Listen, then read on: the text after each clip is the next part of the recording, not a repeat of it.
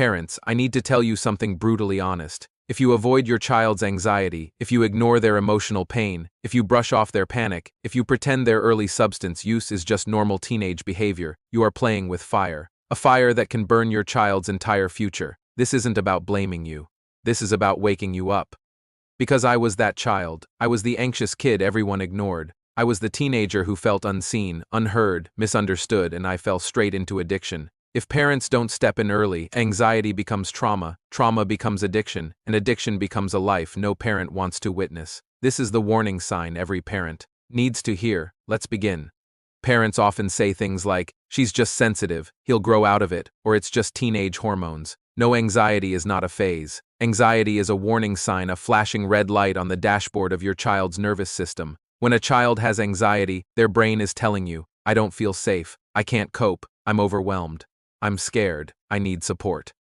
Ignoring this doesn't make it disappear, it makes it grow, and what grows unchecked gets dangerous. So what happens when a child's anxiety goes untreated? You'll start to see social withdrawal, poor school performance, irritability, trouble sleeping, and emotional shutdown. You might see unexplained anger, a fear of being judged, avoidance, and constant stomach aches or headaches.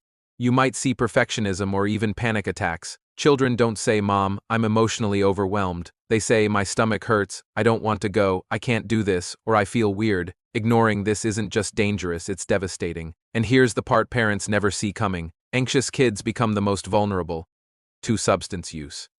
Why?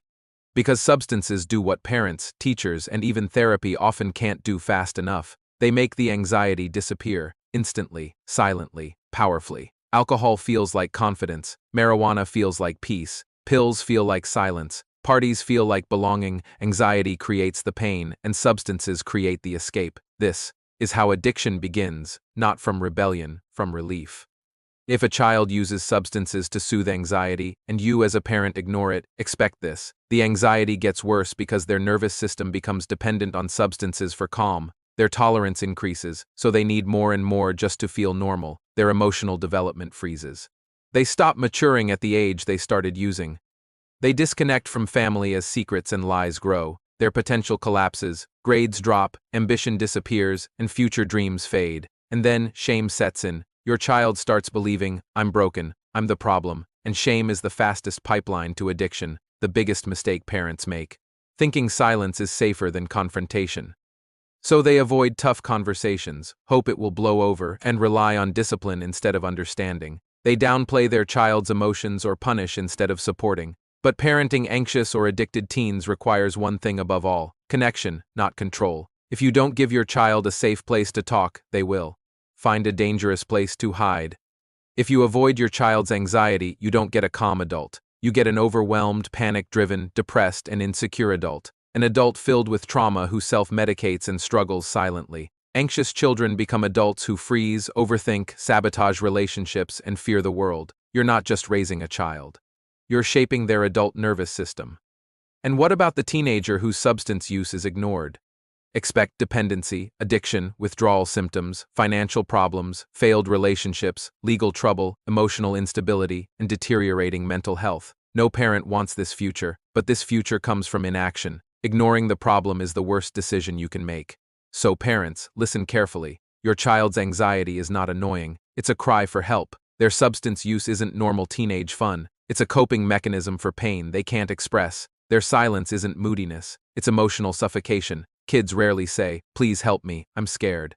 Instead, they show it through their attitude, withdrawal, anger, and secrecy. Parents who misunderstand the behavior miss the wound. So, what should you do? Start here. First, validate their anxiety. Say things like, "I believe you, I'm here, you're not overreacting." Second, ask real questions. What's the hardest part for you? What scares you the most? Third, watch for early substance signs. Observe and listen. Fourth, create emotional safety with no yelling or shaming. Fifth, teach them emotional regulation, like breathing and grounding techniques. Sixth, get professional help early. Therapy is not a failure, it's prevention. Seventh, talk about substances honestly. And finally, be the parent, not the judge. Your child doesn't need fear, they need guidance. Parents, I'm not saying this to scare you. I'm saying this because I was that kid. I wish someone had seen my anxiety, understood my panic, and talked to me about drugs honestly. I wish someone had helped before addiction destroyed years of my life. If you avoid your child's anxiety, you risk raising an adult who can't cope. If you avoid their early substance use, you risk raising an adult who lives in addiction. You don't have to be perfect. You just need to show up, be present, talk, and listen. If you want to protect your child's future, start by protecting their nervous system. Today. Subscribe for more videos like this. Your child doesn't need a perfect parent, they need a present one.